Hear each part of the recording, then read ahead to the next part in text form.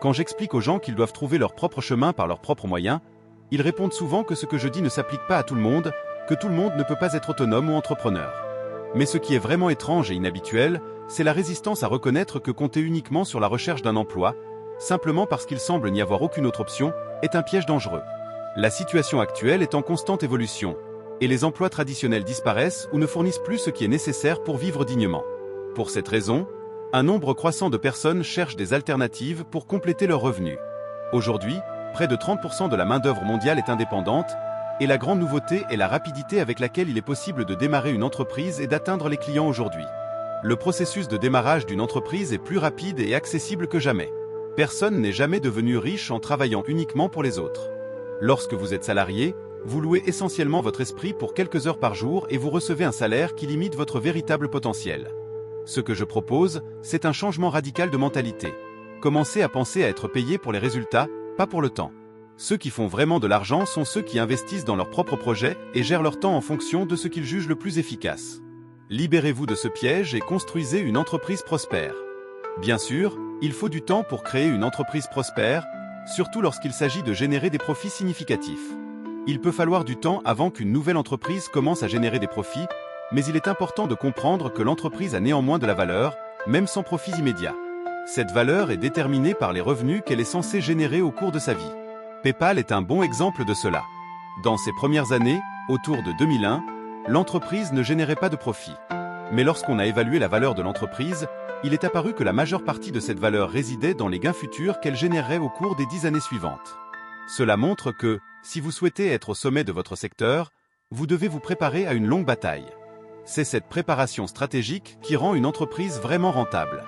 Rappelez-vous, les idées ne se réalisent pas d'elles-mêmes. Garder pour soi une idée qui pourrait vous rendre riche, sans jamais la mettre en pratique, est une grande erreur. Prenez Steve Jobs comme exemple, il a transformé Apple en l'entreprise la plus précieuse au monde en suivant un plan qui était en ligne avec sa vision.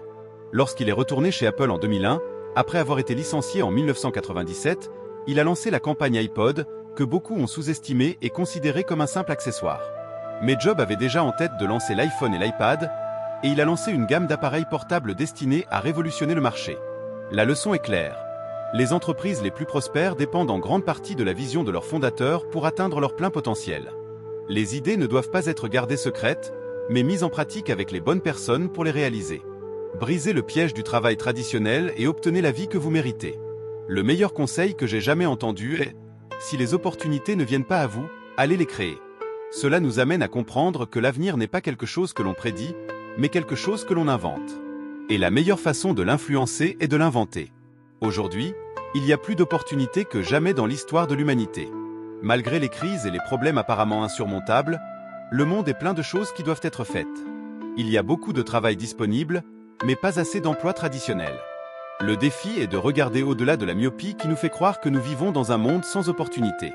Le chômage est en réalité un problème de vision limitée, pas de réelle absence de travail. Nous devons affiner notre perception pour identifier les opportunités là où nous voyons auparavant des obstacles. Les personnes qui réussissent sont celles qui transforment continuellement les problèmes en opportunités. Chaque crise, sans exception, est un appel au changement, une opportunité de transformation qui ne doit pas être gaspillée. Ceux qui ne parviennent pas à voir l'opportunité dans la crise sont condamnés à souffrir intensément, mais ceux qui voient cette opportunité entrent dans une dimension où ils surmontent non seulement les difficultés, mais développent également une mentalité où les problèmes n'existent tout simplement pas. Chaque défaite cache la graine d'une victoire pour ceux qui parviennent à transformer les défaites en victoires. Donc, chaque fois que vous perdez, s'il vous plaît, gagnez.